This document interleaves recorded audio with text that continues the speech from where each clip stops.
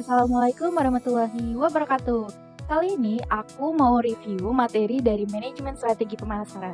Sebelumnya, kenalin nama aku Dwi Purwanti dari Prodi Manajemen Universitas Teknokrat Indonesia.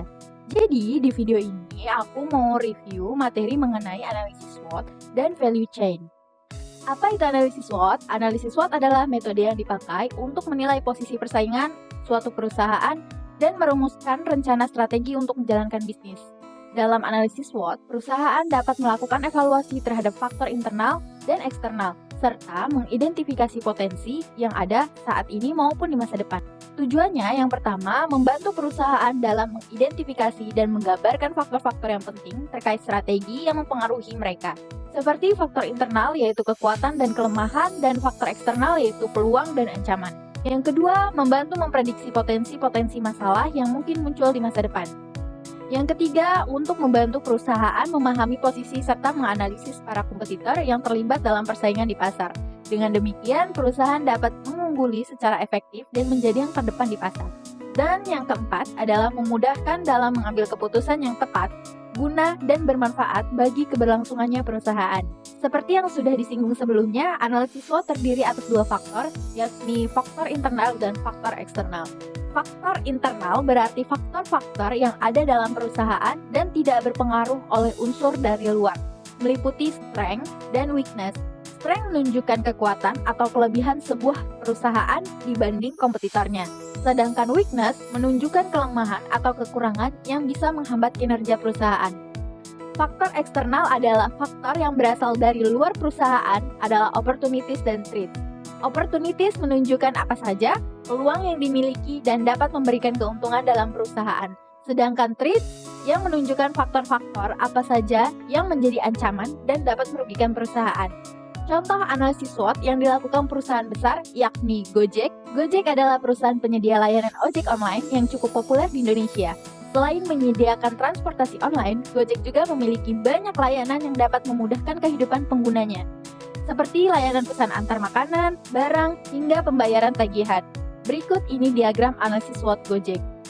Selanjutnya, Netflix adalah platform penyedia layanan streaming film, serial, dan video berbayar. Netflix mempunyai koleksi tayangan yang cukup beragam. Pengguna dapat menikmati konten-konten tersebut melalui berbagai perangkat seperti laptop, tablet, smartphone, dan juga smart TV. Berikut ini adalah diagram analisis SWOT Netflix. Oke, value chain atau rantai nilai adalah rantai aktivitas yang mengubah input menjadi output yang bernilai bagi pelanggan, bertujuan untuk mengidentifikasi aktivitas-aktivitas dalam sistem produksi sehingga dapat diketahui kelemahan dan kekurangan aktivitas yang terdapat dalam perusahaan. Ini adalah gambar yang menjelaskan jenis kerangka rantai nilai secara umum. Aktivitas value chain ini dibedakan menjadi dua aktivitas, yaitu aktivitas primer atau utama, yaitu aktivitas-aktivitas yang berhubungan dengan penciptaan produk, pemasaran, dan pengiriman ke pembeli serta pelayanan setelah purna jual. Misalnya logistik dalam, operasi, logistik luar, pemasaran, dan penjualan, dan pelayanan. Kemudian aktivitas pendukung, yaitu aktivitas-aktivitas yang membantu operasional perusahaan secara keseluruhan dengan menyediakan infrastruktur sehingga aktivitas primer dapat berjalan secara keberlanjutan. Misalnya administrasi umum, manajemen sumber daya manusia, teknologi, dan pengembangan sistem, serta pembelian.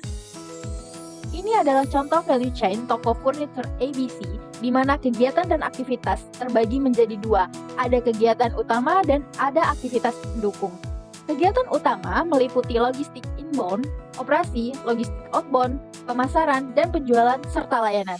Adapun aktivitas pendukung ada infrastruktur perusahaan, ada akuntan yang mengelola hutang piutang, manajemen sumber daya manusia, ada tukang kayu yang membuat furnitur, kemudian pengembangan teknologi, ada sistem POS untuk menghitung penjualan, dan pengadaan, ada tim pembelian, meneliti berbagai pemasok.